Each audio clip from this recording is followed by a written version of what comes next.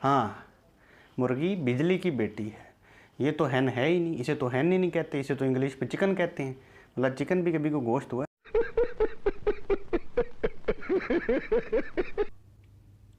ਉਹ ਪੁੱਤਰ हराम है ब्रॉयलर, हराम खुराक खांदा है, गंदी खुराक बनाते ने, नहीं खाना चाहिए। देखो इसके अंदर स्टेरॉइड्स डालते हैं, इसके अंदर हार्मोन्स डालते हैं, तो नहीं खानी चाहिए। इतनी जल्दी बच्चे जवान हो रहे हैं आजकल की इसी ब्रॉयलर की वजह से, नहीं खानी चाहिए।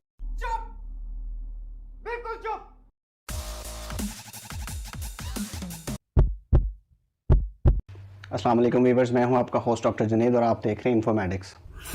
तो नाज़रीन, आज हम एड्रेस करने जा रहे हैं पोल्ट्री के मुतालिक मुख्तलिफ़ किस्म की मिसअंडरस्टैंडिंग्स जो लोगों में पाई जाती हैं, जो पोल्ट्री के ऊपर एलिगेशंस लगाए जाते हैं कि ये महज 40 से 45 दिन के अंदर 2 किलो का वेट कैसे अटेन कर लेता है। इसकी खुराक के अंदर स्टीरॉइड्स डाले जाते हैं, हार्मोन्स डाले जाते हैं, इसकी खुराक के अंदर हराम अज्जा डाले जाते हैं। ये इंसानों के अंदर मुख्तलिफ़ किस्म की बीमारियों का बाइस बन रहा है। इसकी वजह से हमारे आने वाली यंग जनरेशन, जो हमारे बच्चे हैं, जल्दी जवान हो रहे हैं, अपनी प्यूबर्टी की एज को वो जल्दी पहुंच जाते हैं क्योंकि इसके अंदर ग्रोथ हार्मोन्स होते हैं, उनकी वजह से। तो आज हम इन सारे एलिगेशंस का दलील के साथ जवाब देंगे और वीडियो के एंड पे मैं आपको बताऊंगा कि कैसे महज 40 से 45 दिन के अंदर ब्रॉयलर 2 किलो से भी ज़्यादा का वजन अटेन कर लेता है। तो सबसे पहला एलिगेशन जो ब्रॉयलर पे लगाया जाता है कि इसकी खुराक के अंदर ग्रोथ हार्मोन्स एडेड होते हैं, जिसकी वजह से ये बहुत जल्दी इतना ज़्यादा वेट अटेन कर लेता है। अब जो हार्मोन्स होते हैं, जिस तरह से एक इंसुलिन भी एक हार्मोन है। अब डायबिटिक पेशेंट्स के अंदर वो इंसुलिन फ्रीक्वेंटली लगा रहे होते हैं, खाने से पहले और खाने के बाद वो इंसुलिन लगा रहे होते हैं, और ये ऑन एंड ऑफ सारा दिन के अंदर 2 से 3 दफ़ा वो इंसुलिन लगाते हैं क्योंकि उसकी हाफ लाइफ बहुत थोड़ी होती है, वो बॉडी के अंदर जाती है, ख़त्म हो जाती है। तो नाज़रीन, मैं आपको बताता चलूँ कि ग्रोथ हार्मोन इस्तेमाल करने के 2 तरीके हो सकते हैं। या तो ये पोल्ट्री को खिलाए जाएँ, ब्रॉयलर को खिलाए जाएँ, या उसकी बॉडी के अंदर इंजेक्ट किए जाएँ। जो ग्रोथ हार्मोन्स होते हैं वो प्रोटीनी नेचर होते हैं। अगर वो हम मुर्गी को खिलाते हैं तो वो उसके स्टमक के अंदर जाके, उसके मैदे के अंदर जाके डिज़ोल्व हो जाते हैं, मुर्गी को उसका कोई फ़ायदा नहीं होता। अब दूसरा तरीका ग्रोथ हार्मोन्स को इस्तेमाल करने का ये है कि हम मुर्गी को वो ग्रोथ हार्मोन्स लगाएँ या उसको इंजेक्ट करें। और अगर आप थोड़ा सा मेडिकल रिसर्च की तरफ जाएँ तो वो ये बताती है हमें कि ग्रोथ हार्मोन्स की सर्च ब्रॉयलर के अंदर हर 90 मिनट के बाद आती है। तो इस असूल को मद्देनज़र रखते हुए हमें ग्रोथ हार्मोन्स का इंजेक्शन ब्रॉयलर के अंदर हर 90 मिनट के बाद लगाना होगा। तो व्यूअर्स, मैं आपको बताता चलूँ कि पोल्ट्री का एक नॉर्मल साइज़ का शेड भी 30,000 मुर्गी का होता है, और 30,000 मुर्गी को हर 90 मिनट के बाद ग्रोथ हार्मोन्स का इंजेक्शन लगाना, क्या ये प्रैक्टिकल बात है? नहीं।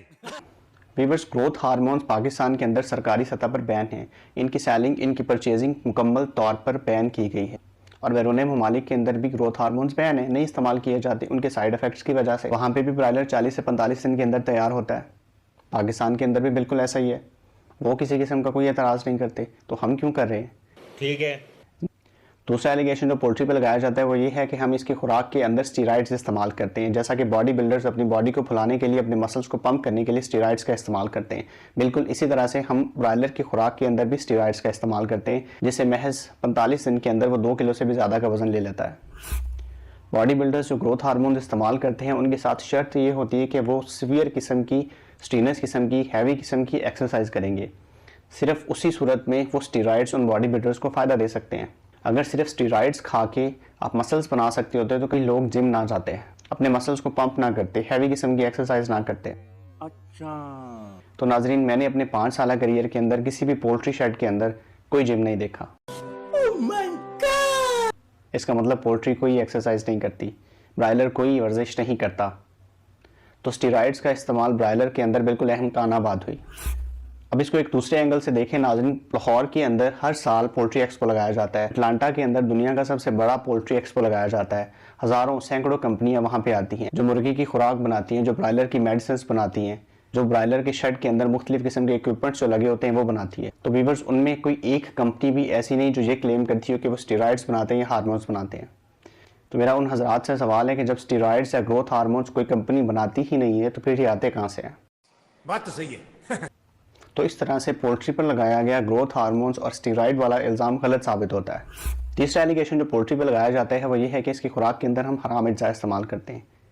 तो व्यूअर्स, ब्रॉयलर की फीड के अंदर जो अज्जा इस्तेमाल होते हैं उनमें सरफहरिस्त कॉर्न है, मकई है, जो 75% इस्तेमाल होती है। उसके अलावा सोयाबीन मील, कैनोला मील, रेप सीड मील, ऑयल इस्तेमाल किया जाता है, शीरा इस्तेमाल किया जाता है, मुख्तलिफ़ किस्म के ग्रेन्स इस्तेमाल होते हैं, प्रोबायोटिक्स इस्तेमाल होती हैं जो उसके निज़ामी इंहज़ाम को बेहतर रखती हैं, और less than 1% animal protein source इस्तेमाल किया जाता है जो हम ब्लड मील और फैदर मील की सूरत में मोस्टली इस्तेमाल कर रहे होते हैं। और उसे 1% से भी कम रखा जाता है।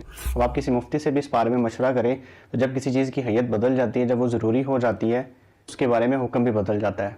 और ऐसा नहीं है कि हम वो एज सच ब्लड उसकी फीड में डालते हैं, उसको ब्लड को प्रोसेस किया जाता है, उसमें से मील को एक्सट्रैक्ट किया जाता है, वो लेस देन 1% के हिसाब से फीड में ऐड किया जाता है। मुर्गी उसको खाती है, वो मुर्गी की बॉडी के अंदर जाके प्रोसेस होता है, वो मुर्गी के मसल्स का पार्ट बनता है, वो चिकन हम फिर खाते हैं, उसको कंज्यूम करते हैं। तो इस वजह से हम कभी भी उसको हराम खुराक नहीं कह सकते। तो भाई खून हराम है, मुर्गी हलाल है, खून नहीं पीना, मुर्गी खानी है। जैसे गाय चारा खाती है और आप दूध पी रहे होते हैं, आप चारा नहीं खा रहे होते, बिल्कुल इसी तरह से आप मुर्गी खा रहे होते हैं, मुर्गी की फीड नहीं खा रहे होते। अच्छा, तो फीड से आपको गरज नहीं होनी चाहिए। अब आप देखें कि मार्केट में मेडिकल स्टोर्स के ऊपर जितने भी खांसी के शरबत अवेलेबल हैं, सब के अंदर अल्कोहल एडेड है, शराब एडेड है। वो हम बड़े शौक से पीते हैं और उसके बारे में भी हराम का फतवा आप नहीं दे सकते, क्योंकि वो एज ए मेडिसिन इस्तेमाल होती है, वो आप शौक से नहीं खा रहे होते, ना ही पी रहे होते हैं। इसके बरक्स अगर आप लोकल ब्रीड को देखें जो हमारे गांव में पाई जाती है, जो हमारे गली मोहल्लों में मुर्गियां पाई जाती हैं, वो सारा दिन गंदे नालों से कीड़े मकोड़े खाती हैं, हज़ारों किस्म की हराम चीज़ें खाती हैं, और हम उस देसी मुर्गी को ज़्यादा ताकतवर गोश्त समझ कर खाते हैं। क्या उस पर हराम का फतवा जारी नहीं होता? और ब्रायलर को तो हम फिर भी पूरी तरह से हाइजीन एनवायरनमेंट के अंदर मेमों की तरह पाल कर लेके आते हैं। वो हराम हो गया तो फिर देसी मुर्गी हराम क्यों नहीं होती? तो इस तरह से पोल्ट्री पर लगा हरामी फतवा भी गलत साबित होता है। अब आप बात सुनेंगे, कुछ लोग कह रहे होते हैं कि ये तो अपने पैरों पे खड़ा नहीं हो सकता, ये हमें क्या ताकत देगा। तो उन लोगों के लिए मेरा भाई ये मशवरा है कि फिर आप मेंढक खाना शुरू करते हैं, वो तो छलांगे लगाता है, अबे साले, उसको खाकर आप भी छलांगे लगाना शुरू कर दें। हद है यार। अब कुछ हजरात मिंबर पर बैठकर उसको कह रहे होते हैं कि ब्रायलर बिजली की बेटी है, इतनी जल्दी ग्रो कर जाता है, ये खाने नहीं चाहिए। अब आपको मैं हमारी आज की नस्ल की गाय की एग्जांपल देता हूँ। जैसे वो पहले सिर्फ 5 किलो दूध दिया करती थी, फिर 10 किलो पे गई, फिर 20 किलो, 30 किलो, 40, 50, 60 किलो, 70 किलो तक वो दे रही है। तो वो क्यों इतना ज़्यादा दूध दे रही है? क्या वो गाय बिजली की बेटी नहीं है? क्या वो दूध जो है वो बिजली का दूध नहीं है? उस पर तो हम कोई फतवा नहीं देते, तो ब्रायलर पे क्यों फतवा देते हैं? तो व्यूअर्स, अब मैं आपको बताता हूँ कि कैसे, किस वजह से, कौन सी ऐसी वजूहात हैं, किस बिना पर सिर्फ 40 से 45 दिन के अंदर ब्रायलर 2 किलो से ज़्यादा का वजन अटेन कर लेता है। अभी मजा आएगा ना भिड़ो। पिछले कुछ डेकेड्स में ना सिर्फ पाकिस्तान के अंदर बल्कि ऑल अक्रॉस द ग्लोब, पूरी दुनिया के अंदर आबादी एक्सपोनेंशियल रेट पे इंक्रीज़ हुई, बहुत ज़्यादा, बहुत तेज़ी के साथ इंक्रीज़ हुई। अब आबादी की बढ़ती हुई ज़रूरियात को मद्देनज़र रखते हुए उनकी ग़िज़ाई ज़रूरियात को पूरा करना भी ज़रूरी था। तो न्यूट्रिशनिस्ट ने, साइंसदानों ने सर जोड़कर उनकी ग़िज़ाई ज़रूरियात को पूरा करने के लिए रिसोर्सेज ढूंढना शुरू किए। लोगों ने बीफ पे काम करना शुरू किया, लाइफ स्टॉक पे काम करना शुरू किया। लेकिन बीफ एक एक्सपेंसिव सोर्स ऑफ प्रोटीन था, हर बंदा उसे अफोर्ड नहीं कर सकता था। तो फिर लोगों का ध्यान पोल्ट्री की तरफ गया, उन्होंने पोल्ट्री की ब्रीड को ग्रो करना स्टार्ट किया। आहिस्ता आहिस्ता वक्त गुजरता गया, पोल्ट्री की ब्रीड, जो पोल्ट्री की ब्रायलर की नस्ल थी, वो बेहतर से बेहतरीन की तरफ जाती गई, हत्ता कि इस नतीजे पर पहुंच गई कि वो महज 40 से 45 दिन के अंदर 2 किलो का वजन अटेन करने लग गई। और ये बिल्कुल कुदरती इर्तिका का अमल था, इसके अंदर किसी किस्म की आर्टिफिशियल चीज़ का कोई लेना देना नहीं था। बिल्कुल वैसे ही जैसे गाय पहले सिर्फ 10 किलो दूध देती थी, 5 किलो दूध देती थी, फिर आहिस्ता आहिस्ता उसको ग्रो करके, उसकी सिलेक्शंस कर करके उसको 60 किलो, 70 किलो तक, इससे भी ज़्यादा की तरफ ले गए।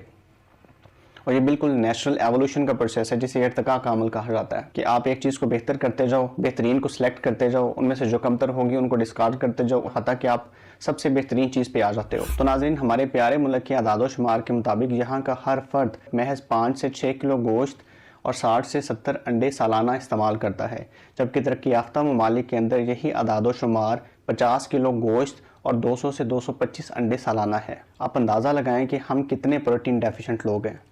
पाकिस्तान का हर फर्द प्रोटीन की कमी का शिकार है। तो अगर उन्हें सस्ती प्रोटीन ब्रायलर की फार्म में मिल रही है, तो भाई आप लोग क्यों प्रोपेगेंडा करते हो? क्यों लोगों के जहनों में डालते हो कि जी बर्ड फ्लू आ गया, ये हो जाता है, बीमारियां फैल जाती हैं, ऐसा हो जाता है, वैसा हो जाता है, जबकि हकीकत इसके बिल्कुल बरक्स होती है। व्यूअर्स, पोल्ट्री पाकिस्तान के अंदर ना सिर्फ करोड़ों लोगों को उनकी ग़िज़ाई ज़रूरियात फराहम करती है, बल्कि लाखों लोगों को रोज़गार भी देती है।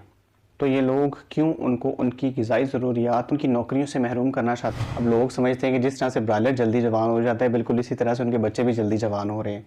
तो मैं आपको बताता चलूँ कि आपके बच्चे ब्रायलर की वजह से जवान नहीं हो रहे। आपके सोशल मीडिया, आपके टीवी शोज़, आपके ड्रामाज में जो एडल्ट्री दिखाई जाती है, आपके बच्चे उस वजह से जवान हो रहे हैं। आपके बच्चे बिफोर द टाइम प्यूबर्टी की एज को सिर्फ उसी वजह से पहुंच रहे हैं क्योंकि वो इस कदर एडल्ट्री न्यूडिटी आपके सोशल मीडिया के ऊपर देख रहे हैं। और ये बात भी सुनते चलें कि पोल्ट्री के अंदर कोई ऐसी स्पेसिफिक बीमारी नहीं होती जो इंसानों के अंदर मुंतकिल हो। तो नाज़रीन मुबारक हो, ब्रायलर पे लगे तमाम एलिगेशंस गलत साबित होते हैं।